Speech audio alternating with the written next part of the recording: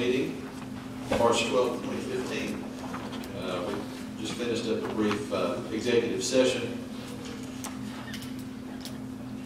And it's good to have Reverend Jeff Cribb with us tonight from Ascension Lutheran Church. If everyone would please stand, and the Reverend Cribb will lead us in our invocation and place to the flag. Almighty God, our Heavenly Father, send down upon those who hold office in this city the spirit of wisdom, charity, and justice, that with steadfast purpose they may faithfully serve in their offices to promote the well-being of all people, through Jesus Christ our Lord. Amen. I pledge allegiance to the flag of the United States of America and to the republic for which it stands, one nation, under God, indivisible, with liberty and justice for all.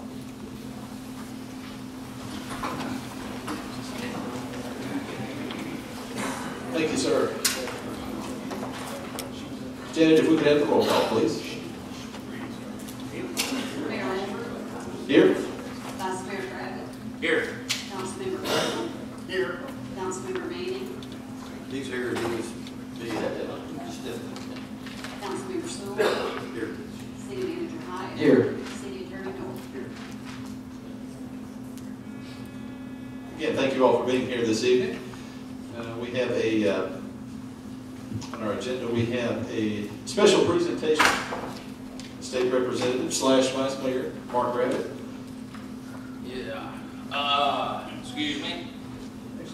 Firefighter Nelson, where's he at?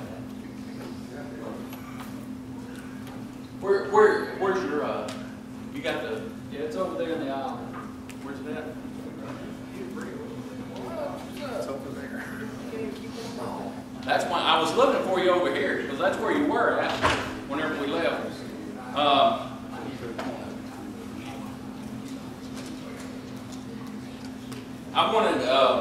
I presented Firefighter Nelson this joint House resolution that was endorsed by both the House and the Senate, as well as Lieutenant Governor Ron Ramsey, Governor Bill Haslam, and also Speaker Beth Harwell, Speaker of the House.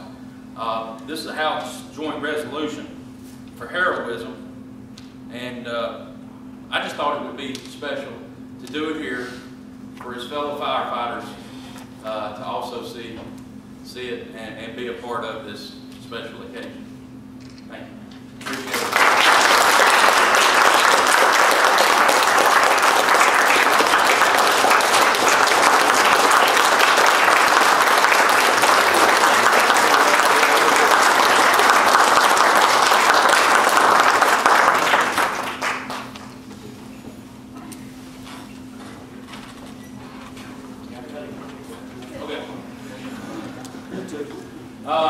Here, I'll read it real quick if the mayor will indulge me real quick. Someone asked me what it says. So, all right, test House Joint Resolution number 11 by Representatives Gravitt, McCormick, Carter, Favors, Hazelwood, and Senator Bo Watson.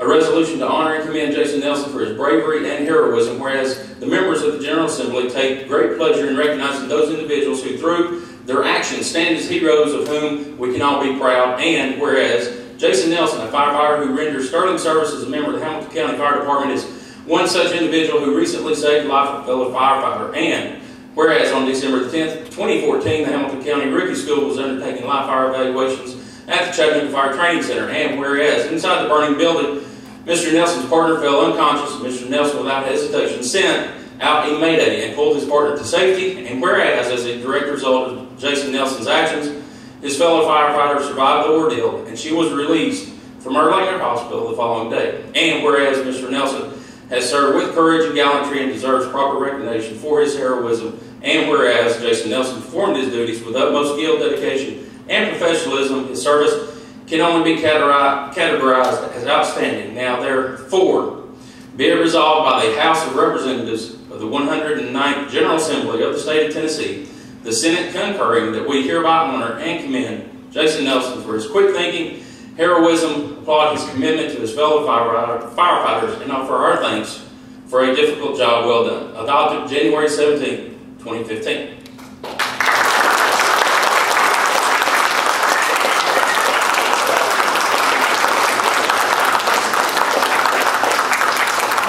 Can I say one thing, Mark, before you go on, Representative Gravett? Go ahead. All of our uniformed firemen and our police officers, they do such a great job for us, guys. We don't even know what they put their lives on the line. If you hear those sirens going out, you don't know where they're going. And half the time, they don't know where they're going. So just pray for them and support them. And I didn't mean that. I was saying you actually do. You don't know what you're going into. Let's rewind the tape and do that again. No, but they do a great job for us. I personally want to thank each one of you for all you do for the city of East Ridge. Thank you.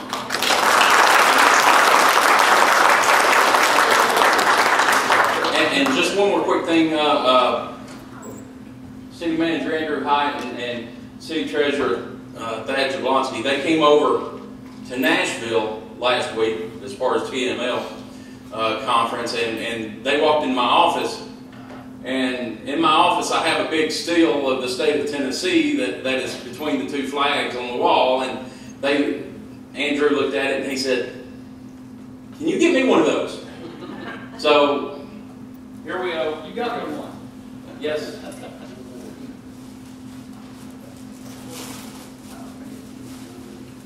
There we are.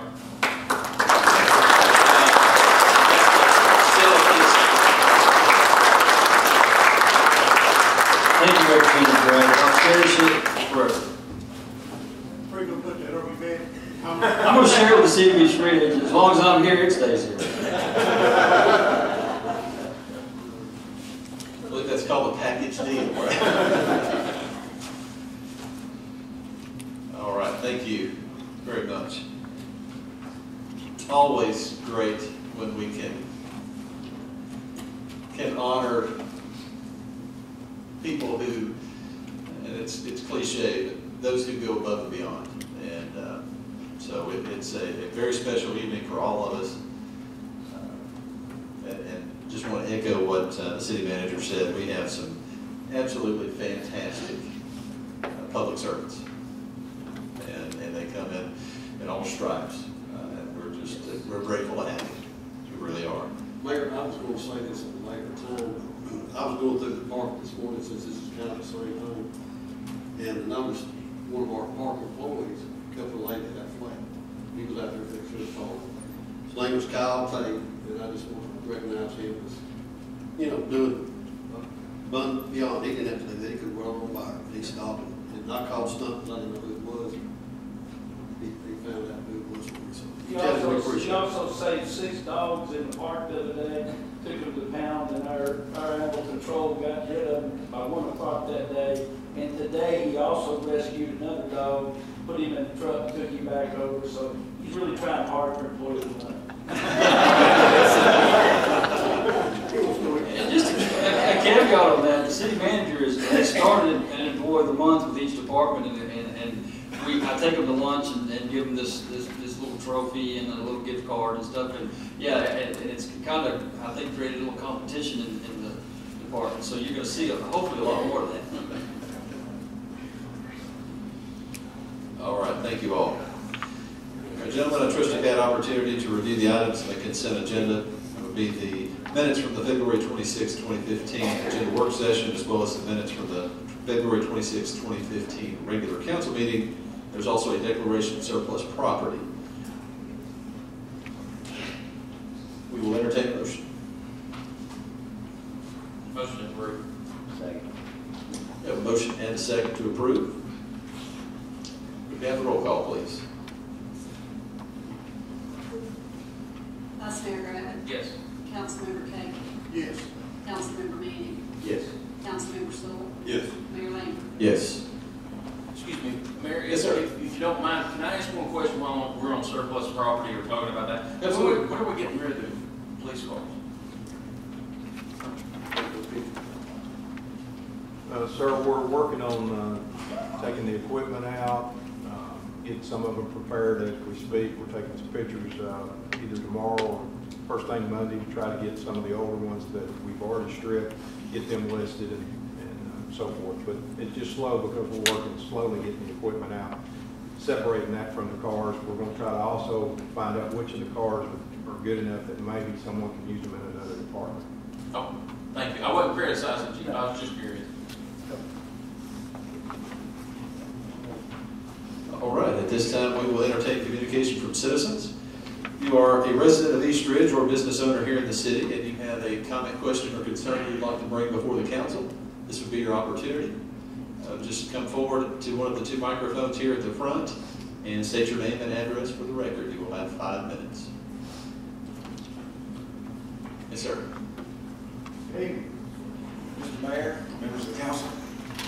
I am the sole resident from Clemens Road. Several of you received an email from me over the weekend regarding traffic conditions on Clemens Road. If you're not familiar with Clemens Road, it's parallel to State Line and Ringo Road in the area where State Line does not continue. We get a lot of traffic through there. It's a residential area. It's either mostly young couples with small children or elderly there. It's a fairly narrow road, has a pretty good crown, no sidewalks. We get quite a bit of foot traffic. Mailboxes are right on the road. You have to stand in the road to get to your mailbox. Speaking, she needs your name and address. I apologize. Ron Ingram, INGRAM, 5609 Clemens Road.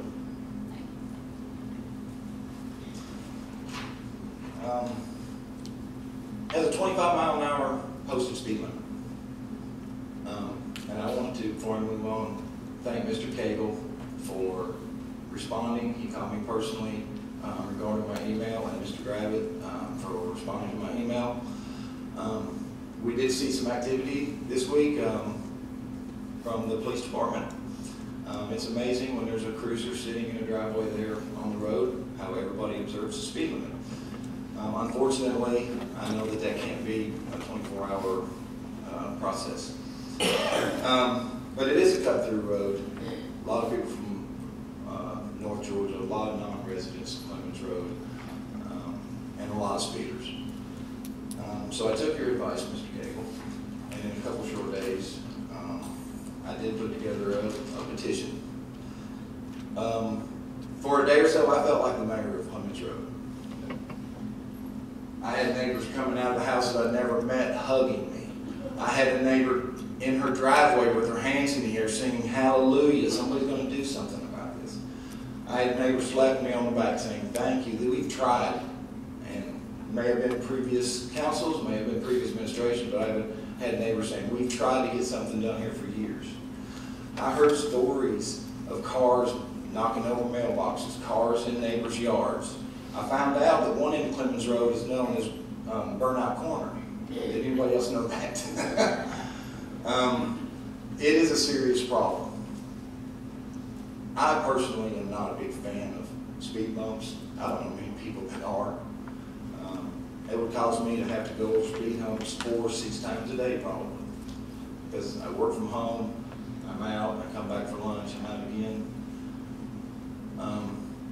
But it's just, it's a hazard. And I would rather go over a speed hump than to see a small child hit by a speeding motorist. I was surprised because I counted about 48 residents on Clemens Road between Springvale and Prickmore. Some residents and a few apartments. Of those 48, 4 were empty. So the 44 that I could suppose that there's some resident. Of the 44, I contacted 25 homes. I had 3 that declined signature. Overwhelming support. So the residents on Clemens Road agree that it's a problem and fully support it, even though a lot of them had the same concerns I do, had the same feelings about speed humps as I do. You know, we don't like it, but we'd rather that as the alternative. So when 88% of the residents that I contacted, I'm sorry, did someone say something? No, Okay. When 88% of the residents and neighbors that I contacted agree that there's a problem with these speed humps, I think that's an overwhelming majority. Do you have, do you have a copy of that? I have petition multiple. that we could I have add? multiple copies in my Fantastic. This is actually the original. Okay. So that's over the city. Give that to the city. The recorder. So this is the original.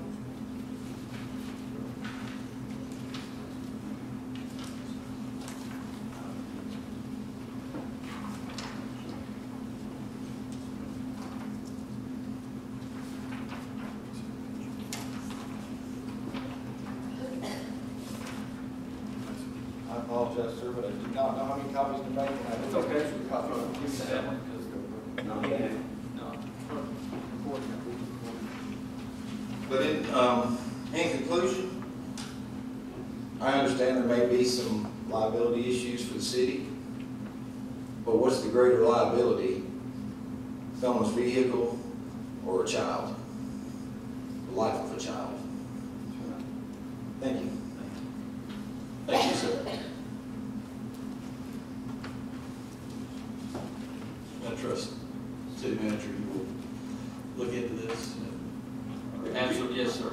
Maybe you could come up with some different types and costs.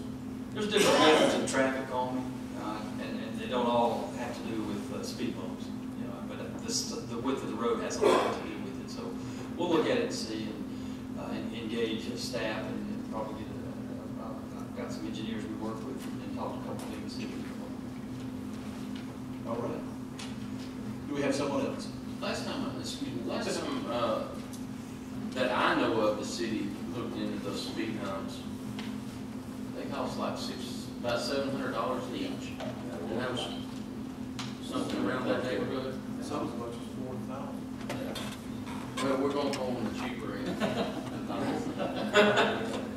Yeah, I was telling the city manager a little bit ago that the ones that we have to, the judge made us put in that some of the sections have been removed, but they just go on. So that may be more of those two. Just that was a core deal we had to do. Right. All right. Yes, sir. My name's Donnie Covey, 400 Pine Bluff Drive. I guess my first question would be to Mr. Hyde. I'd like to know the city's position on, like when you bid out a project.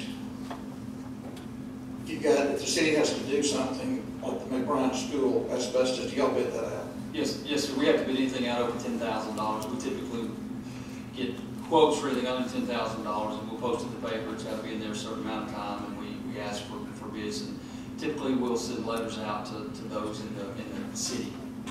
Okay. Well, here's my concern, and just for the record, I want everybody to know, my in-laws are Brown Brothers Construction.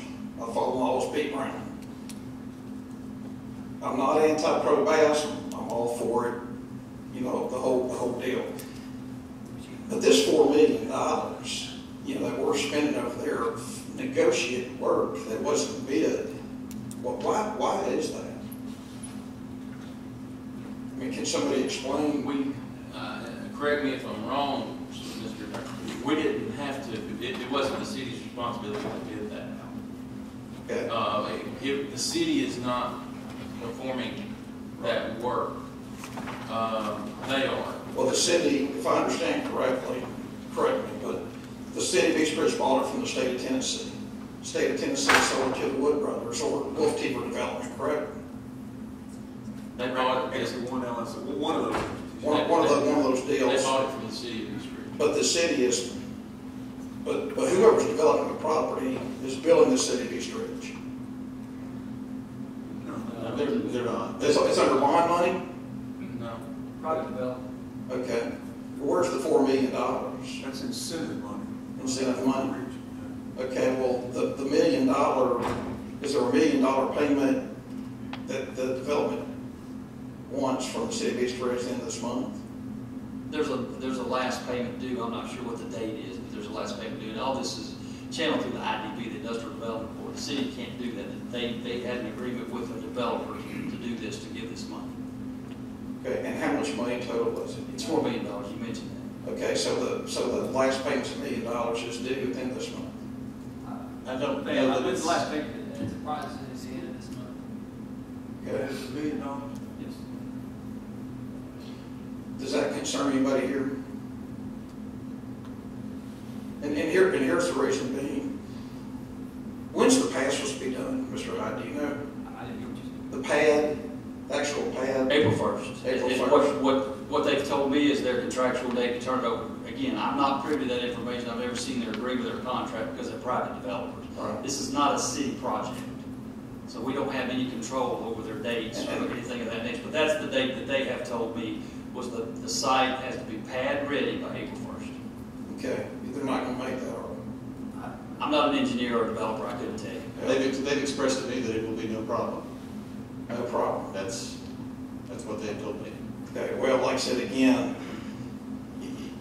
you know, I don't know how to sit there and say it, but the whole thing to me, like I said, I'm not anti-development, I'm not anti-anything. I think it'd be great for this community.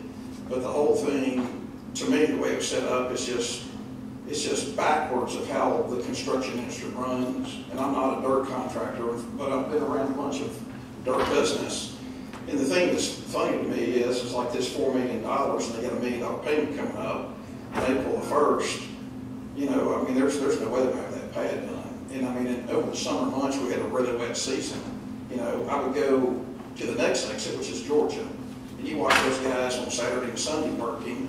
I just feel like, because this wasn't a bid job, you know, the $4 million, I just think they're running wild, you know, I mean, with money up there. I mean, I don't think it's a $4 million project, you know, and I haven't seen the whole layout, but I just, you know, I'm very concerned that the $4 million, it's bond money, correct?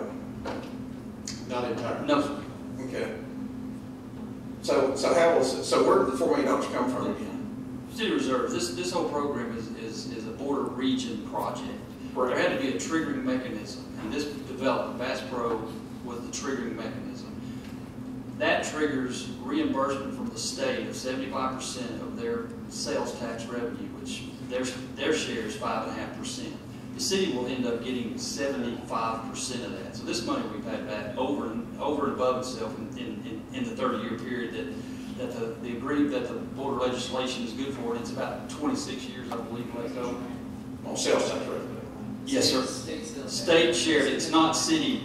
We still get our tax. This is going to be, we get above and beyond our sales tax revenue, state shared sales tax.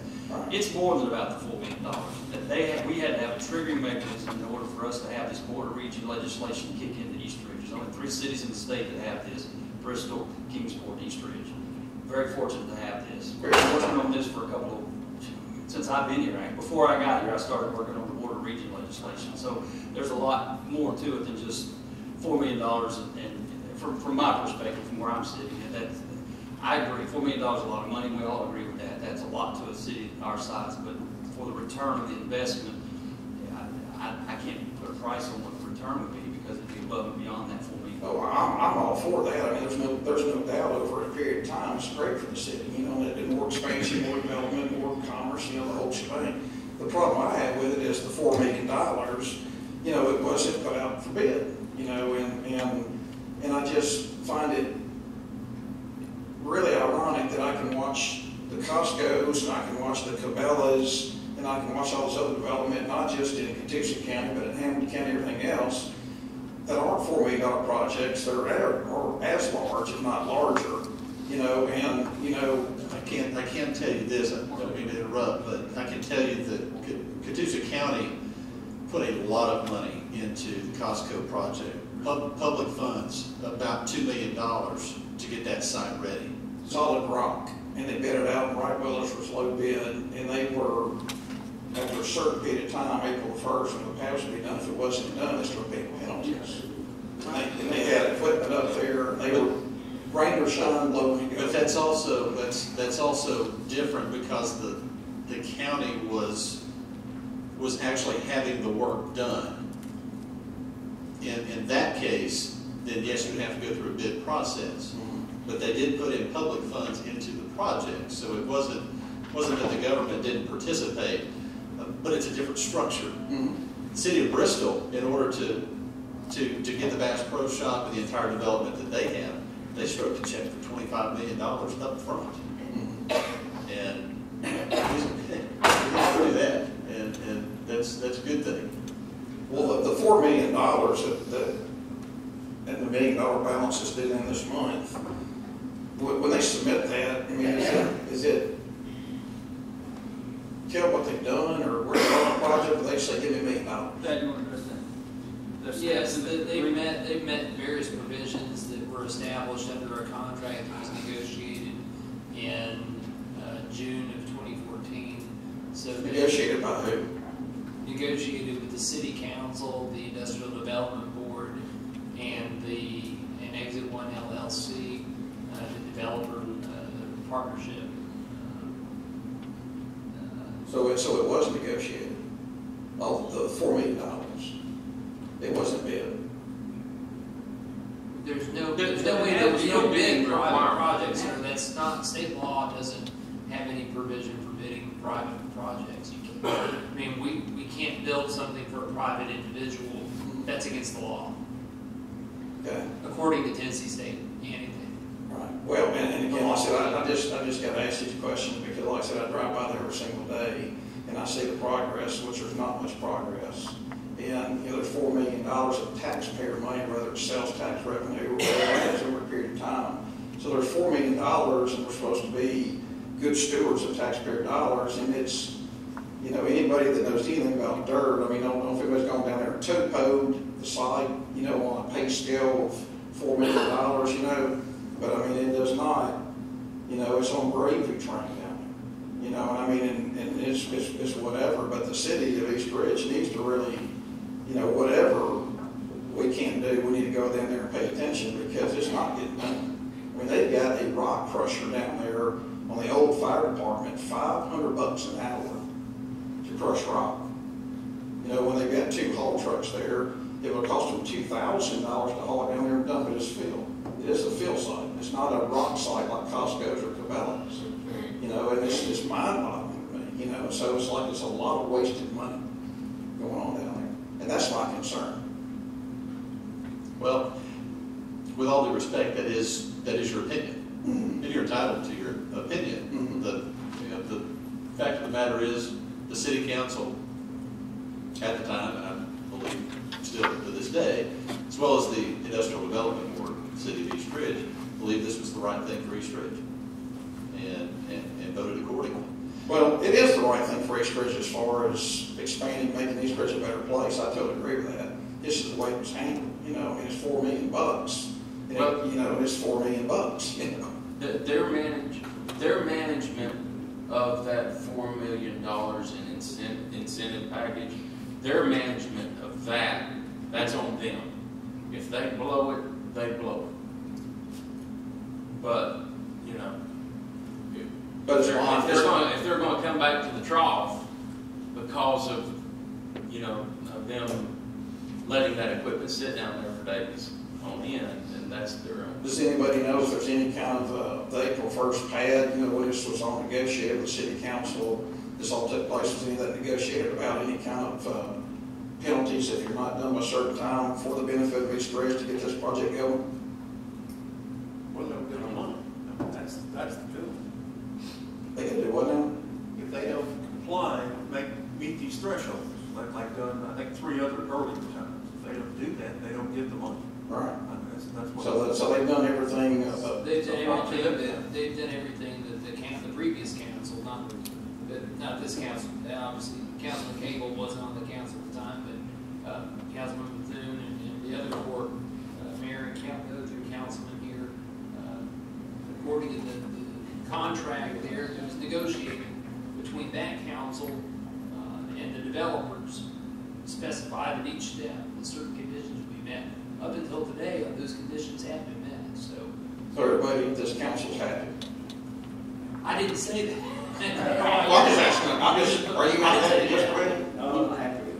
You know, are you happy with the thing? Not the way it's going now. Anybody else here happy or unhappy? But I'm not on council. He's not a council. Why not realize that? Because he mentioned earlier. Why would we not be happy? I mean, I don't understand. I just feel like the $4 million, and I'm not here to argue, I'm just here as a concerned citizen, as a taxpayer.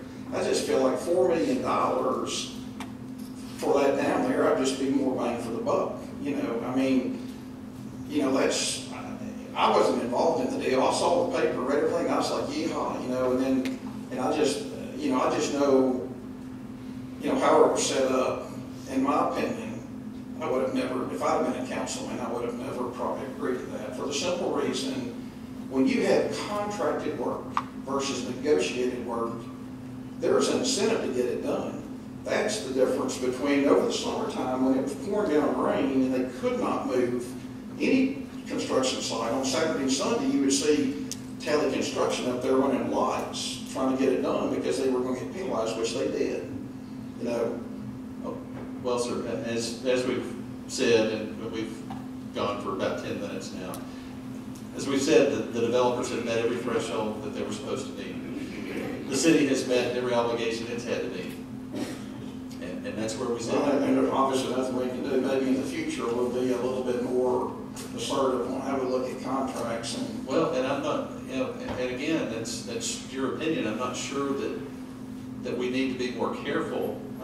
But that implies that we weren't careful this time. And I think we were extremely careful this time. I think for the record, they wanted $5 million, they only got $4. you know, Which again is better than fronting $25 million up front without really having to meet any threshold. So, See, when they come to us, city manager, county staff, all of us, and the other county here, everything's set up, everything agreed to, but the attitude is, you know, in our vision, we're trying to do the best thing for the city of East Ridge. And the rest of them, I can't speak for them, I speak for myself. And I'm really looking forward to it, and still looking forward to it. And I feel like we still want, the thing's gonna be fine, it's all gonna work out. oh, I'm a sportsman, so I'm looking forward to it. So, you know, I just wish there was more progress going on, you know, because it's definitely dragging. You know, you compare the sites in our general area, you know, a blind person can see that, you know. thank you again. Okay. Appreciate it. Yes, sir. Jim Bethune, 710 Haven Hill Drive. I've been mentioned twice up here tonight, and let me bring up the first statement that Mr. Hyatt made, is that I was on council and I made some, would you repeat what you said there? That Well, I said you were on council when you brought me in here, there was a lot of things we had to We address needed once to I do. got here, yes. My feelings are that are you responsible for the budget we're on now? I presented to the council approved it, yes. Did you build the budget? And Mr. Spolsky and I did, along with staff. Should all these changes, should they have not been done at the time? You certainly don't have to. Do what? I'm not going to get some more questions unless the council directs me. I mean, I was just trying to protect myself. I mean, you had made a statement that I was on the council, and plus on the property down here at Bass Grove, and everybody wants Bass Grove. I voted for everything, and I told Mr. Covey, the $4 million, I voted every time to give the people the money. Not a problem. My problem is they're not moving the dirt off of Camp Georgia, period. And my understanding is that y'all have emailed the people and told them to get, is that true, Mr. Hyatt? Did you email Mr. Woods and ask him why they were not? I can confirm, yes, that email has been sent. Did we get a response? Asked them. I have not seen one. And how long ago was that? I don't know the answer to that. It's been Probably. maybe a month. I'll have the date. Does that not give you any kind of wonder why? I mean, Absolutely. okay. Would we not get a hold of them again? That's the problem I got. I'm through there every day. I live there. I drive through there every day. The project just seems like it's dragging. And if we're going to give them another $1 million this week, which I voted for, I'll take responsibility for everything I've done when I was on council. Would we not be pushing to get the pad done? And I know it's their project, just like Mr. Cracker said. It is their project, and they're responsible for what they do. We don't bid out anything. That's theirs. And I think we all understand that. But my deal is, what happens if the pad's not ready by April 1st? And Bass Pro says, y'all promised me that you'd do this, and it's not done. I'm asking questions. I don't know the answer to these. Do you know, Mr. Jablonski? We haven't seen the agreement that they have a Bass Pro, so I don't know. You know that. They wouldn't allow us to look at the agreement. And so we don't know what their contractual obligations are to Bass Pro. We had a contract with them, and we haven't seen. I haven't seen their Bass Pro agreement, no sir. There's refused to. They refused to give us There is proprietary information in that lease that can't be divulged. That was discussed in every meeting or a call, sir, That they would provide certification that a lease was in place, that Bass Pro would send verification that yes, we have signed a lease, but Bass Pro does not want that lease distributed to the public. Right, I understand that. So we haven't seen anything that there's any deadlines at all. I talked to him the day before yesterday, Matt Woods, and he told me that the pad will be ready for the time it's supposed to be. What they said, well, we've heard April 1st, it may not be that. He said it would be ready. And I asked him about the gravel that he said they can't do anything right now because it's wet, so they're And I understand that. The weather hadn't. And I asked him, are you going to use that for field? And he said, no, we're going to slate that up and we're going to put it in. They have all this drainage they got to do. He said they're using it for the drainage. But now we do own Camp Jordan. And they should comply with what they told us they would do there. I understand, and I said something to them about that too. They said, we can't get down there, it's too wet. When are they going to repair the roads that they've torn up? Has anybody checked with them there? They're going to repair all of them. Their whole road will be raised, they could. Redo the whole road. Well, I asked them about that, it'd be widened, it'd be raised. And Mr. Hyde, I don't understand why you wouldn't answer my questions. And I mean, after all, I was the one that made the motion to get you here, and then you know, if you wouldn't respond to me, that don't make sense to me. Thank you, gentlemen. Thank you. Do I have anyone else? All right, at this time we'll move to communication from council members. Mr. Manning. Nothing this time. Have nothing this time. Mr. Gator. I'd just like to have everybody remember Bill Owens and his family during this neat time right here. His mother passed away, and we'll have a little fun on Saturday. Then we'll transport her to Maryville, the way I understand it, got a funeral and things. So Bill Owens has been a city employee for, 25 years, 30 years, so. A long time. I just, told the mayor I had to go him, so, with Owens gone. He said, tell council, that's like you're that's why I told you, it's about right. So really remember the Owens family, that we need a fire. All right. We will absolutely do that. Mr. Gator, do you have anything? No. Mr. Craig. Yeah, I'd like to thank the street department for the yeoman's job that they've done with all of the snow and ice and everything like that. Ringgold Road and the major side streets were kept up pretty well and kept clear. Absolutely. And we have mentioned it several times tonight. We've got great employees. They read the markets and all. That's right. So we're very fortunate to have them. I did want to mention one thing. About a month ago, maybe 6 weeks ago, I received an email from someone who had concerns about the little free papers that are distributed to newspapers on Wednesdays and they asked if there's anything, because apparently they have a couple of neighbors who aren't very vigilant about actually picking those up. And so they kind of pile up, and if there's a hard rain, then the water might wash them down into the street, and it just creates a big mess. And he asked if there was anything we could do, and I talked to the city attorney, city manager about it. Essentially, without getting into a big melee over it, we are going to put a little snippet in the next Hometown East Ridge that instructs people what the process would be if you want to opt out of getting that little newspaper. So that's a potential remedy for some of it. Certainly, it's not going to eliminate all of the problems, but it is hopefully going to help the problem a little bit. And I bring this up because he emailed me again to see what we had decided, and unless someone else has just an epiphany that you'd like to share, that's Back in the day, not a legal epiphany. back in the day, when I worked for the newspaper, I was in that department for 4 years, and it was constant.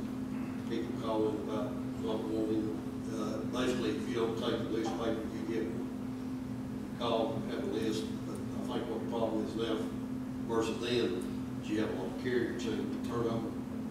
So they don't know that they should be tagged, they're supposed to not deliver them. So I think we just call them circulation department, that's not what y'all look at. Right. Tell them that you don't want it, there's. I think it was a different company back in the day. So, Could something Yes, be sir. done like the Hometown News, maybe have postage put in the mailbox? that's a question for this guy. Well, unfortunately, you got some First Amendment implications, but I can check on something on that. That's what we can maybe try an ordinance. I know they throw them in every driveway, because I get two, I get one on the sidewalk, I get one on the side driveway. Did you take the paper? No, sir. Yeah, I get two. I got two driveways, one in my house. I get one in one driveway, and I get another in another driveway. Then my next door neighbor got a driveway side that driveway, so I get three all told. So I help them out, put them in chapter 13. I kind of like that Wednesday paper. It's got the grocery store ads in it. So my family almost single-handedly keeps Milo down there in business on the I guess the east side of Ringo Road. So it's I kind of like it, but I understand certainly that some people experience frustration with that. But I just wanted to mention that here. I'm going to respond to him tomorrow and just let him know what we're going to do, and that the city attorney's going to look into a couple of other potentials, but that at this point is the plan moving forward. Would that not be, could they not put that in their recycle can? They can. Right. And they would make sure you got to it, because they don't want it thrown in the recycle can. Right. That's what all three lines. And speaking of recycle can, Melvin told me today that OLPH has signed up to be a part of our recycling program. So that makes how many of our schools here at East Ridge that are participating? Every one of them but Spring Creek. So we need to head down to Spring Creek. There you go. But very good. That's excellent. All right, that's all I have. I'll turn it over to the city manager. Thank you, Mayor. Just wanted to update you on the sale of Monroe Street property. We closed, and the check, the money has been transferred into our account, a little over $580,000. We talked about that at the 6 o'clock meeting. 1408 and 1410 St. Thomas, where the fire department is planning to go put Station 2. We've got, I've got an architect, a surveyor doing a survey of the corners, bless you. And I've got engineers going into on the property to do a environmental. So hopefully the next week we'll have all those results and be able to push the closing probably toward the end of the month. Hopefully that's the plan. Dad's got some information on our financials. Thank you, Mr. Hyde. We presented it, we've done this a little bit differently this month, presenting the city council with, and we've got, put this up on the website for the public so that it's tomorrow, but presenting the city council with a financial statement. The first meeting each month discussed when we adopted the budget